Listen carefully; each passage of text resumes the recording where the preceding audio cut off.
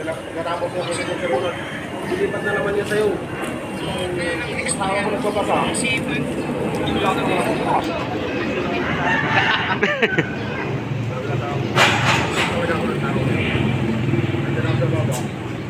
Hindi po sa messenger ko. Kailaman mo eh.